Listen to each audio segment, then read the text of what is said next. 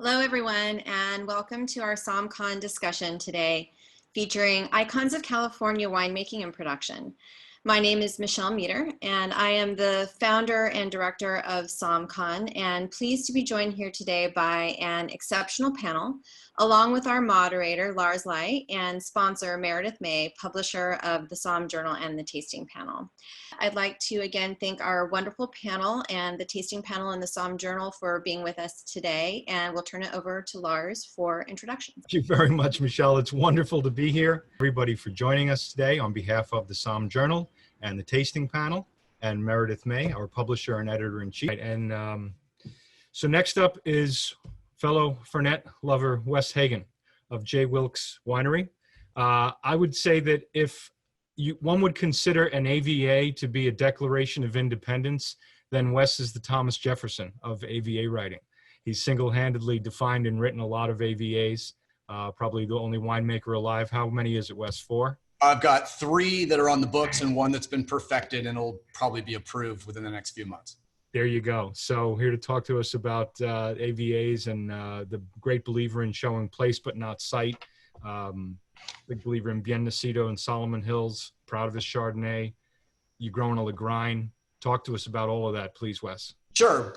Because we are limited in time and we do represent an AVA brand, so we make wines from the Santa Maria Valley, where we own Bien Nacido and Solomon Hills Vineyard, Paso Robles Highlands District, where we own French Camp, as well as some wines that we get out of the Santa Rita Hills. I want to focus on Santa Maria Valley today, and also the Miller family that I work for, a different Miller family, and talk a little bit about really how Santa Maria impacts quality vis-a-vis the sort of geologic history of this region. And I want to kind of back end this.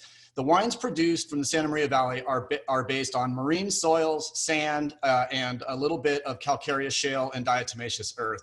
The wines have long hang time, they're full of verve, they're full of acidity, they're full of liveliness, they're elegant, they're restrained. These are true cool climate Winkler Zone 1A wines, and I want to show you why. So I'm going to do my best to see if my presentation will start. Can you guys all see that? All right, lo and behold, here we go. So we're going to talk about wines of character and wines of place in J. Wilkes. So the Miller family has been growing fruit in the Santa Maria Valley, or in Central Coast of California since 1871. We are a 6th-generation farming company. This is basically the west coast of the United States. You can see the Juan de Fuca plate, the Pacific plate, and the North American plate. Upper right-hand corner, how many years ago? Watch this. This is a miracle. 20 million years ago, 16 million years ago, 12 million years ago, 8 million years ago, 4 million years ago, and basically the drainage and what we're looking at today. What we're seeing basically here is if we were made out of rock, I would have to give this an NC-17 rating just watching it, because this is probably one of the most violent tectonic shifts on any coastline anywhere in the world that you'll ever see. You'll actually notice that Santa Barbara starts all the way down by San Diego, that Santa Barbara's soil, part of it was actually part of San Diego's terroir for a while and got pushed up. What does this mean to the wines? Well, what it means to the wines is these violent tectonic shifts have left us with these vast swaths of basically sandy soil and hillsides. So we're on an average of maybe 600 to maybe 600 feet of elevation. Bien Nacido is probably between 200 and 800 feet. Sandy soils, sandy loam, small vines. How this really translates is small vines, small clusters, small berries with thick skins. Thick skins by virtue of the high amount of exchangeable calcium in the soil from the calcareous shale and the diatomaceous earth. So a vine determines the thickness of its skins by virtue of how much exchangeable calcium is at root level. In the Santa Maria Valley, we have amazing, maybe 4,000 to 7,000 parts per million of exchangeable calcium in our soil. So thick skins reduce the amount of juice in the berry exponentially. So even a tiny little expansion of the thickness of the skin is going to change the wine. That means Chardonnay with incredible minerality, with great salinity and verve. The acidity stays really, really high and the pH stays low as a result of basically the wind, the fog, the cool temperatures. We have the purest east-west transverse maritime throats of any valleys along the Pacific Ocean from Alaska to Chile. So that's channeling cool marine air basically through. I will go, and the ocean temperatures are obviously very cold. So on this map, you can sort of see on the left-hand side, you can see the Santa Maria Valley basically extending all the way out to Guadalupe and north of the Casmalia Hills, an open area that channels cool wind and fog. Bill Wathen from Foxen always likes to say that we have the laziest vines in the world.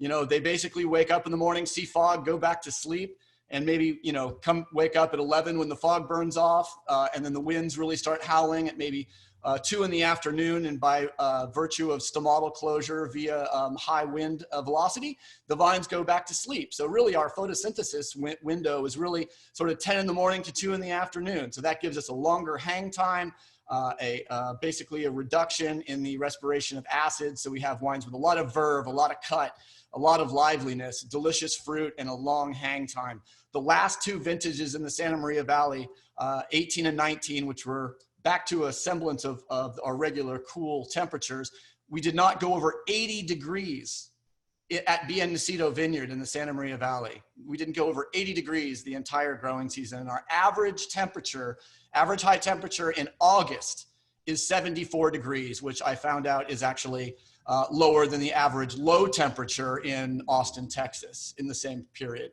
That's just a little thing about me. I've been making wine for about 25 years. I was a vineyard manager and winemaker at Clopepi Estate and Clopepi Vineyards, where I wrote the Santa Rita Hills American Viticultural Area petition. A guy, Michael Servin, called me one of the 100 most influential winemakers in the United States. Probably didn't hurt that I went to high school with him. It's a true story. And I wrote and researched the approval for 3 AVAs in Santa Barbara County, Santa Rita Hills, Happy Canyon of Santa Barbara, Ballard Canyon, and a pending application for my 4th, which would be Alisos Canyon. And I teach food and wine pairing at Allen Hancock, and I write for a bunch of magazines, including once in a while adding some words to the ones listed. We are famous for our Pinot Blanc. Pinot Blanc is sort of the soul of what we do at J. Wilkes. The vines are 47 years old on their own roots with a little bit of interplanted Melon de Bourgogne. That was a mistake. Our Chardonnay, again, predominantly Bien Nacido, a little bit of Solomon Hills.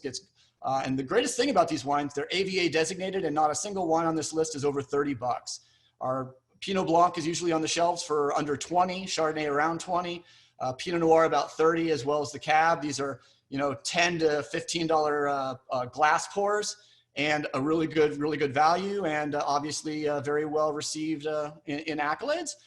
Huge moment for us. We hit Wine Business Monthly Hot 10 Brands last year, which was published just this year in February for our Viognier. It's not Santa Maria Valley, but we're doing some good work in the Paso Robles Highlands District. If you love Viognier, this one, stainless steel, zero mallow, absolutely delicious. And there's just some ongoing stuff. We've been producing these wines since 2012. They've been served everywhere from the White House to the State Department. Lots of good accolades, and I look forward to continuing working with these wines. It gives you an idea of what our suggested retail is, although I don't even know what suggested retail means anymore. I do know the word of the year is going to be pivot, though. And that's about it. I do an Instagram and a Facebook live show on Mondays, Wednesdays, and Fridays called Day Drinking with Wes Hagen. So thank you all for listening, and I will give my time back to Chairman Lars. Thank you very much, Wes. Amazing terroirs, these wonderful wine legends, icons of California. And yet, a question regarding the sustainability, which I think everybody touched on to a certain extent. So I'm gonna ask you to take this at a little different angle as the Thomas Jefferson of the AVAs. Talk to us about, you know, when you're approaching AVAs, writing AVAs, and the overarching importance of AVAs. We're all seeing more movement toward sustainability and concern for the environment. How does that impact the development of AVAs in general? Absolutely none at all. Actually, the AVA process is uninterested in wine quality or terroir. It's only interested in distinctiveness of soil, wind patterns, precipitation, and everything else. But from the Miller Family Wine Company, the Millers have been farming the Central Coast since 1871, and we're 6 generations in. So obviously sustainability is in our DNA. And to be honest, sorry, that's my blood glucose monitor going off telling me I've eaten too much peanut butter this morning. The most important thing to understand for me is that terroir does not exist in dirt. Terroir must be reflected in organisms and live organisms, and not just the grapevines. It's a dynamic system. So, as a vineyard manager for 20 years at Clopepi Vineyards in the Santa Rita Hills, and now as a winemaker and spending a lot of time in the vineyards here in the Santa Maria Valley, the key is, yes, we're SIP certified, we're COG certified, we do CCOF organics, we do Demeter biodynamics. So we farm in all different styles. And the most important thing to me about these systems is engagement.